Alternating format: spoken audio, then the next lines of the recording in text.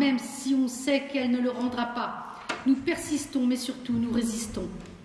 La justice est un leurre, les juges sont corrompus, leurs erreurs nous font peur, je crois que nous sommes perdus. Tous ces juges pour enfants qui nous empêchent de vivre correctement, on les a vus défiler et surtout se défiler pendant ces 11 années. Mais leur jugement, lui, ne change pas. La mère est une saloperie qui nous pourrit la vie et le père est idéal, bande de chacals.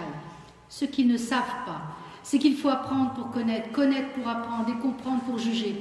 Eux rendent des jugements biaisés, sans se soucier de qui on est, sans savoir la moitié de ce qu'on a enduré.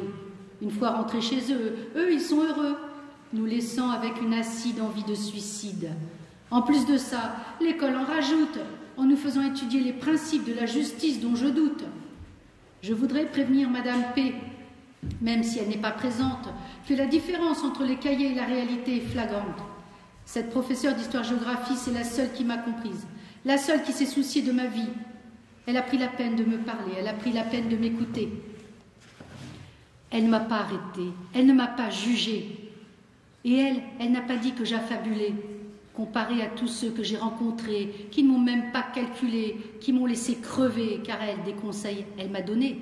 De l'oseille, elle m'en a pas demandé. Cette prof m'a réellement aidée. Grâce à elle, j'ai pris conscience de la réalité. Cette réalité qui est que la justice est un leurre, les juges sont corrompus, leurs erreurs nous font peur, je crois que nous sommes perdus. À force de réfléchir sur mon avenir, j'ai pu me persuader que rien n'est encore désespéré. À éventuellement croire qu'un jour je pourrai retourner vivre chez ma madré. Non, chez ma remée. Mais pour l'instant, il faut résister, ne pas les écouter, nous juger et passer à côté. Car même si c'est eux qui dictent notre vie, ils ne pourront jamais dicter nos envies. Et je voudrais terminer pour dire qu'en fait, cette jeune fille et son frère ont eu la chance d'arriver quand même à voir un week-end tous les 15 jours avec leur maman. Et je pense que c'est ça qui les a sauvés. Ce contact avec un être qui les aimait, qui a pu les soutenir, malgré ce qu'on les a obligés à vivre. Voilà, merci. Merci Sylvie. Bon, alors on viendra faire un petit commentaire. Il y aura un...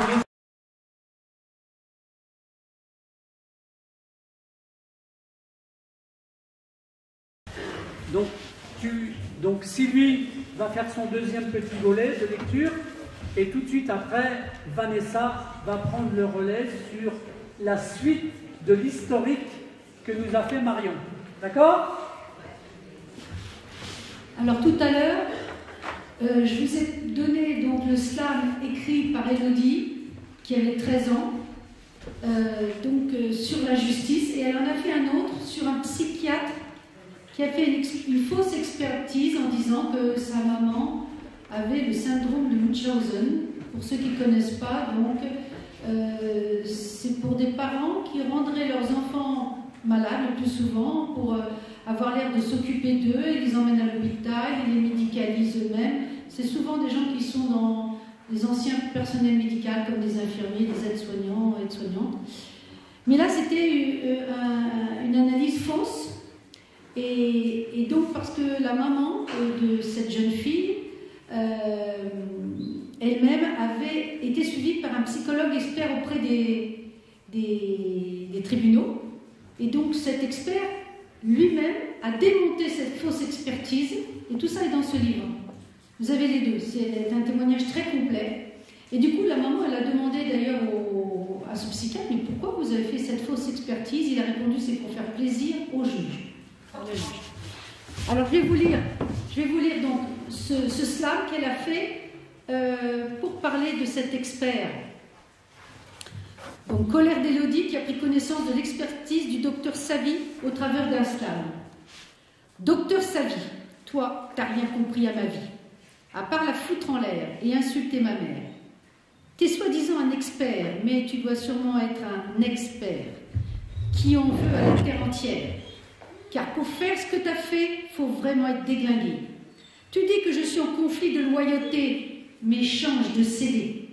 Apparemment, ma mère a le Munchausen, mais putain, j'ai la haine. Comment peux-tu dire de telles choses sur les gens en les voyant seulement 30 minutes de ton temps? Faut pas croire, hein. Ma mère, m'a pas donné de médicaments. Laisse-moi avec les miens. Arrête de dire comment. Parce qu'au bout d'un moment, ça devient lassant. Tu dis qu'il faudrait enlever l'autorité parentale de ma mère. En fait, t'es ni un expert, ni un expert. T'es rien qu'un pervers. Ouais, un père qui veut des billets verts. Comme mon pseudo-père.